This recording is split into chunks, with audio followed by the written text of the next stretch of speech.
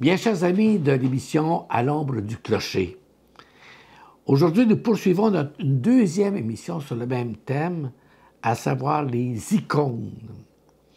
Lesquelles icônes sont des représentations religieuses, mais à la manière orientale, comme on l'a dit la semaine dernière. Nous autres, ici, en Occident, nous sommes portés à voir nos images de façon plus réaliste qu'à certains points, alors qu'en Orient, c'est un autre style dont on a parlé la semaine dernière et qu'on parle encore cette semaine.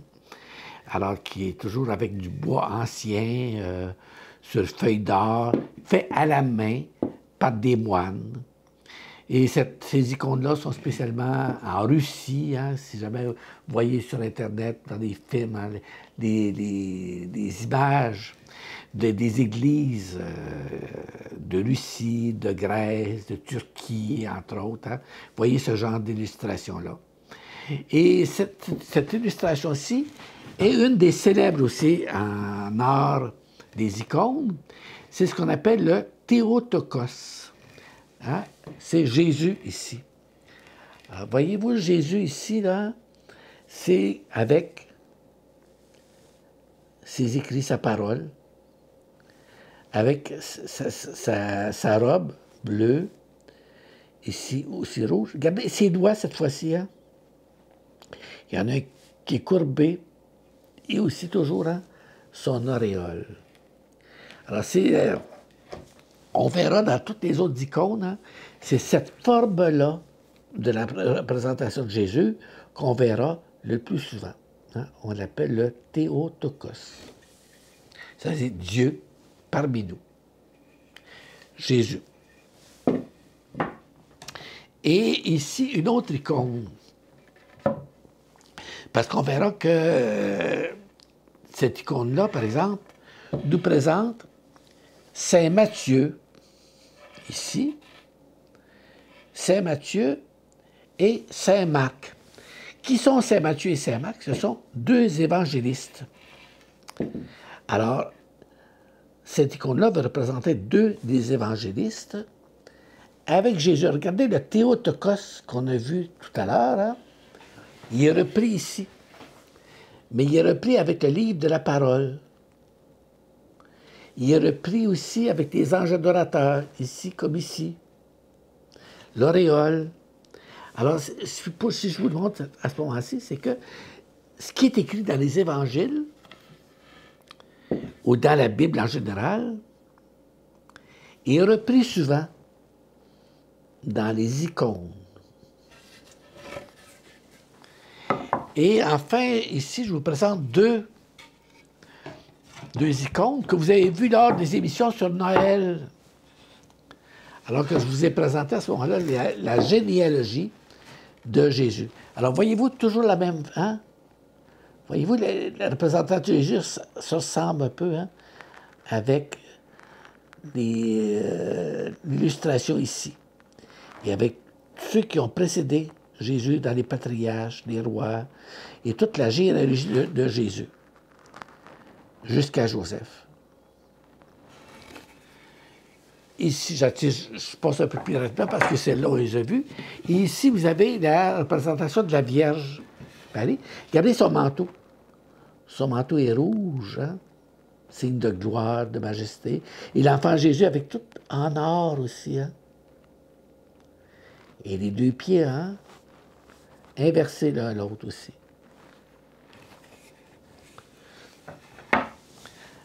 Et celle-là, enfin, qu'on a vue, hein? Et celle-là, ce nid est plutôt plus facile à lire, celle-là, parce qu'elle est plus évidente. Hein?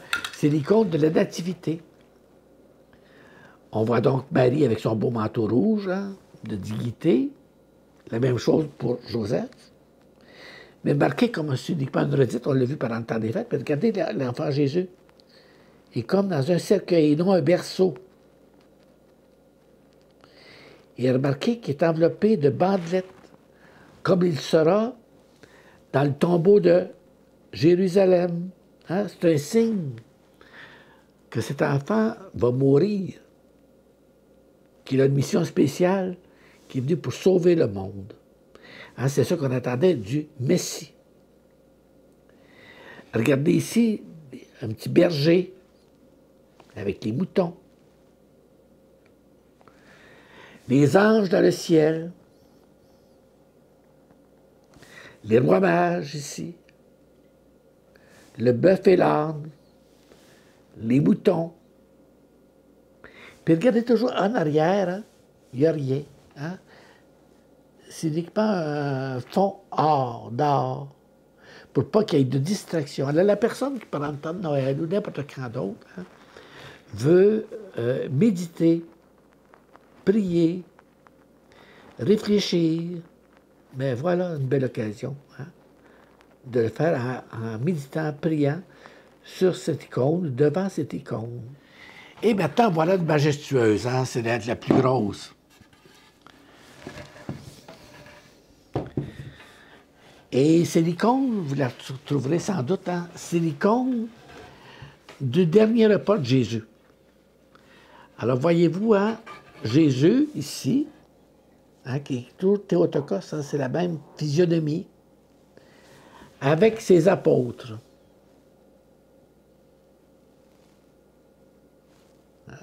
Voyez-vous les apôtres ici, et puis les anges en haut, puis la salle du cédacle, ici. Et là, ici, je vous invite à regarder d'un petit détail que notre caméraman est capable de saisir. Hein? Ici, regardez, cette icône-là a une petite blessure ici. Blanc. Vous qui avez peut-être suivi la première émission, vous pouvez peut-être deviner pourquoi il y a deux petits picots blancs ici. Je vous en ai mentionné dans la première émission que les icônes sont faites, hein, on voit bien ce qu'il y a dessus. Mais en dessous, je vous avais dit hein, qu'il y a 10 couches de lavka. L'avka, qui est une espèce de colle d'huile, hein, produite par la peau des lapins, et qu'on met en dessous, sur le bois, pour rendre la peinture hein, plus lisse. Et celle-ci a eu probablement une petite avarie, mais ça nous permet de voir hein, la couche de lavka.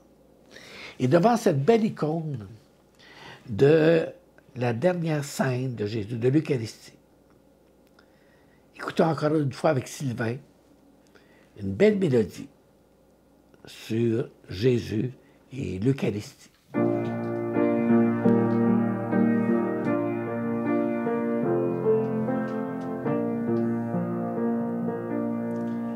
L'immensité, les cieux, les monts, la plaine, l'astre du jour qui répand sa chaleur, les sapins verts dont la montagne est pleine sont ton ouvrage, ô divin Créateur, humble mortel devant l'œuvre sublime. À l'horizon, quand le soleil descend, ma faible voix s'élève de l'abîme, monte vers toi, Dieu Tout-Puissant. Je crois en toi, Maître de la nature, semant partout la vie et la fécondité, Dieu Tout-Puissant, qui fit la créature. Je crois en ta grandeur, je crois en ta bonté, je crois en ta grandeur, je crois en ta bonté. Dans les sillons creusés par la charrue, quand vient le temps, je jette à larges mains le pur froment qui pousse en herbe de rue. L'épi bientôt va sortir de ce grain. Et si parfois la grêle ou la tempête sur ma moisson s'abat comme un fléau, contre le ciel, loin de lever la tête. Le front courbé, j'implore le Très-Haut. Je crois en toi, maître de la nature, semant partout la vie et la fécondité. Dieu tout-puissant qui fit la créature, je crois en ta grandeur. Je crois en ta bonté, je crois en ta grandeur, je crois en ta bonté. Mon dur labeur fait sortir de la terre de quoi nourrir ma famille, mes enfants. Mieux qu'un palais, j'adore ma chaumière à ses splendeurs. Je préfère mes chants. Et le dimanche, au repas de famille, lorsque le soir vient tous nous réunir, entre mes fils et ma femme et ma fille, le cœur content, j'espère en l'avenir. Je crois en toi, maître de la nature, semant partout la vie et la fécondité. Dieu tout-puissant qui fit la créature, je crois en ta grandeur. Je crois en ta bonté, je crois en ta grandeur, je crois en ta bonté.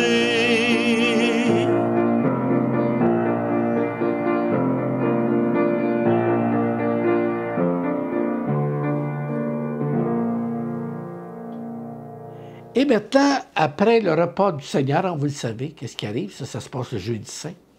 Ici, c'est le vendredi saint. Jésus en croix.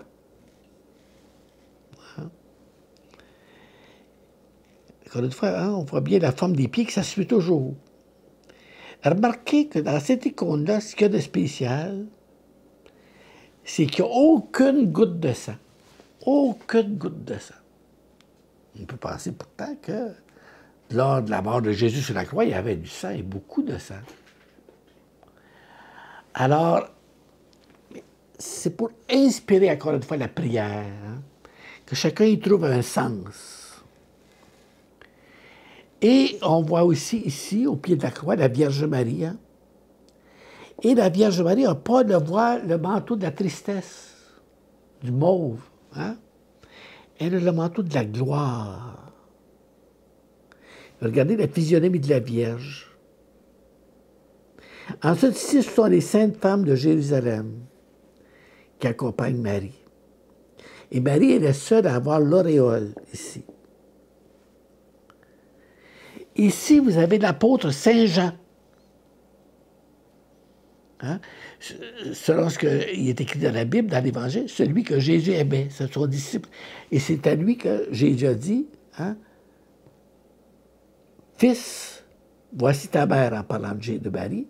Mère, voici ton fils. Et ce qu'il y a de remarquable dans cette icône-là, tout ça ici, on peut s'imaginer qu'il y avait un paysage en arrière.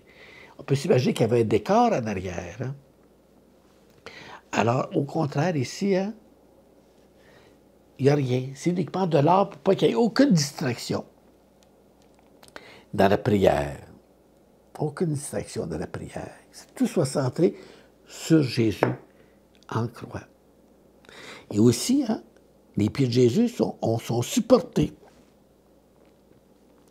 Ce qui n'est pas dans l'iconographie traditionnelle. Ou dans les images traditionnelles, plutôt.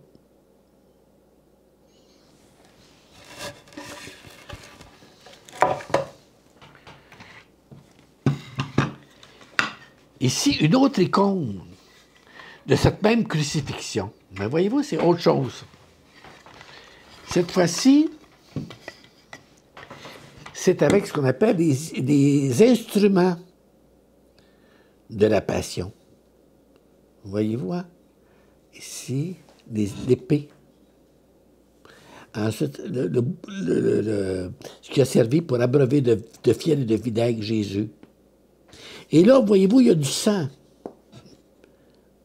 Hein, au bout des mains, hein, sur la poitrine, sur le côté, comme il est dit dans la Bible. Hein, et on voit aussi, Ianéri, hein, il s'est dit le roi des Juifs. Alors, puis le fond est encore en or aussi, ici, avec les anges adorateurs.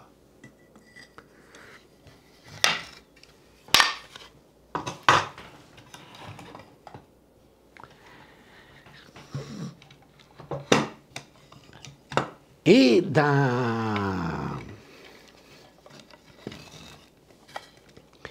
ici, vous avez l'icône de la descente de Jésus aux enfers. Vous savez qu'après la résurrection, il est dit dans la Bible, Jésus est descendu aux enfers, c'est-à-dire au royaume des ancêtres, pour les relever de la mort. Alors, vous avez cette belle icône-là qui est plutôt rare. Hein? Hein? Jésus, ici, qui vient accueillir, chercher ceux qui sont au royaume de la mort. Ici. Regardez les mains. Hein? Et on voit ceux qui sont déjà sauvés, ceux qui sont sortis. Puis regardez ici, on voit ici, ceux qui restent. Hein?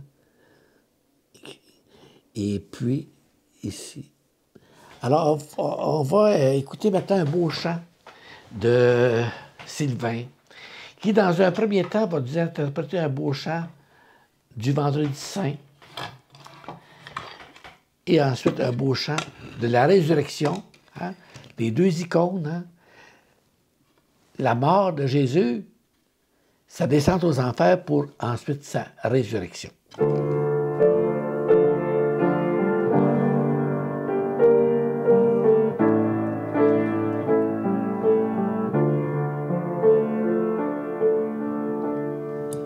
Par le petit garçon qui meurt près de sa mère, tandis que des enfants s'amusent au parterre, et par l'oiseau blessé qui ne sait pas comment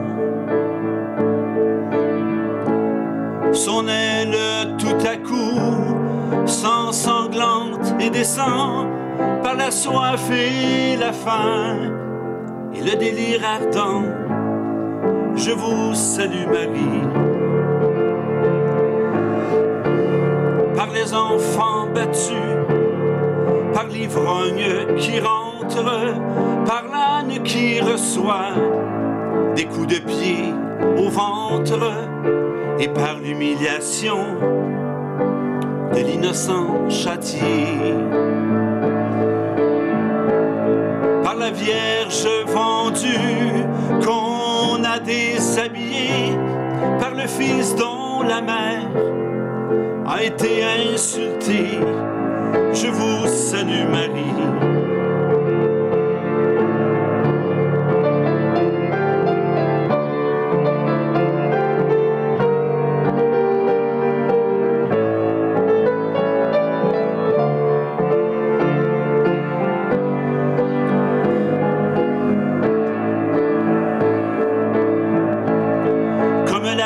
Du Fils sur Simon de Cyrène, par le cheval tombé sous le chariot qu'il traîne, je vous salue Marie. Par les quatre horizons qui crucifient le monde, par tous ceux dont la chair se déchire ou succombe, par ceux qui sont sans pieds, par ceux qui sont sans main, par le malade que l'on nous perd et qui geint, et par le juste mis au rang des assassins. Je vous salue Marie. Par la mère apprenant que son fils est guéri, par l'oiseau rappelant l'oiseau tombé du nid, par l'herbe qui a soif et recueille l'ondée, par le baiser perdu ou l'amour redonné, et par le mendiant retrouvant sa monnaie. Je vous salue Marie.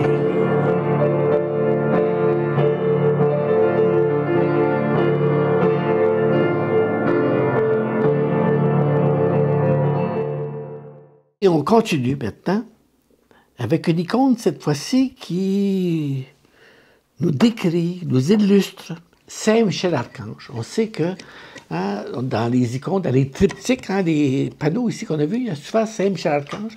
Alors voici une icône de Saint Michel Archange avec son cheval, son épée, qui tue le dragon. Puis encore une fois, les anges adorateurs. Alors Saint Michel Archange qui est important dans l'iconographie.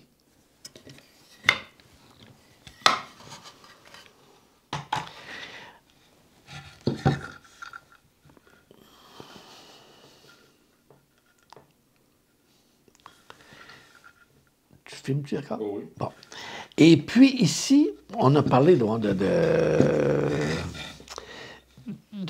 a parlé des personnes, on a beaucoup parlé de la Vierge Marie au début, de Jésus, avec sa passion, son dernier repas, sa passion.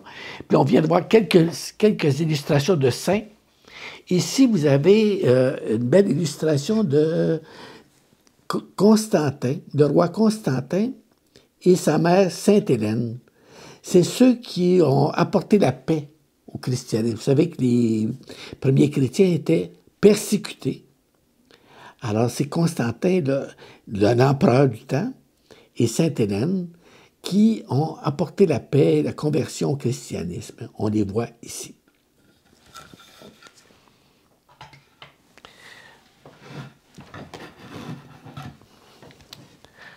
Enfin, je termine la conclusion de ces deux émissions sur les icônes par cette croix ici.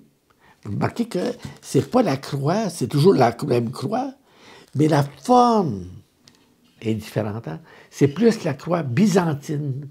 Si vous voyez parfois comme les évêques byzantins, qu'on appelle les popes, ils ont souvent une croix comme ça, au bout d'un bâton, pour bénir. Alors, c'est la croix qu'on peut appeler byzantine. Et remarquez encore une fois qu'il n'y a pas de sang sur le corps de Jésus. Et enfin, je termine vraiment par cette icône-là, qui est l'icône de la Trinité. C'est difficile d'illustrer la Trinité, mais l'auteur ici a illustré ici, a mis Dieu le Père, comme ceci. Jésus, on reconnaît toujours le Théotokos et l'Esprit Saint. Alors, on termine sur cela, et je demande à Sylvain de nous interpréter un très beau chant aussi, qui nous porte à la méditation, à la prière sur le mystère de Dieu.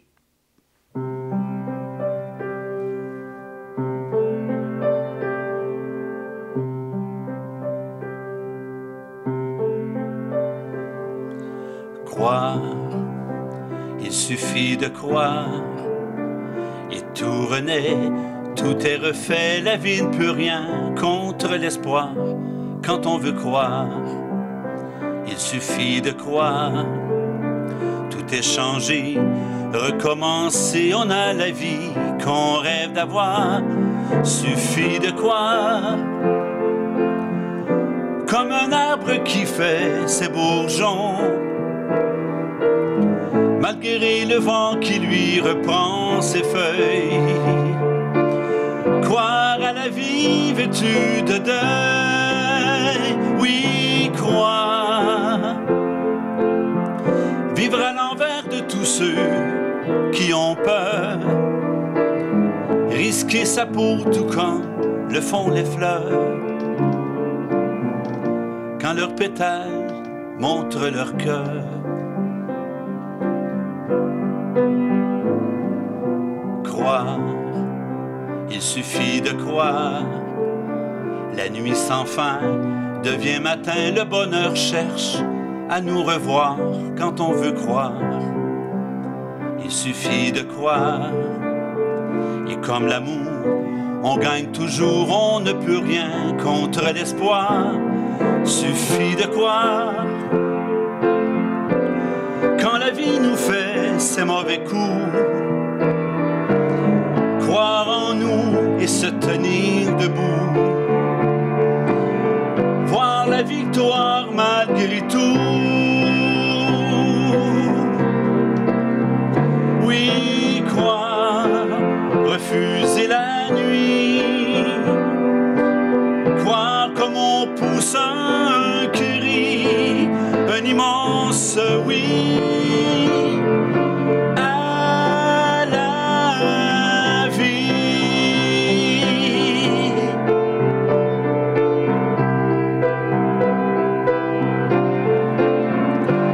Oui, croire.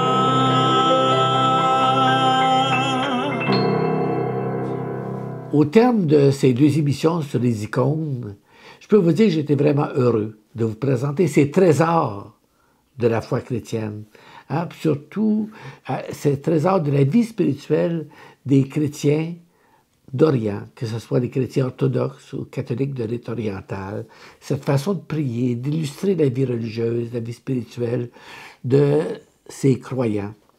Et aussi, j'en profite pour remercier beaucoup Sylvain, Sylvain Boivin, qui a agrémenté ces émissions de ces beaux refrains. Merci Sylvain, et quant à vous, je vous dis à bientôt, au plaisir de vous revoir la semaine prochaine.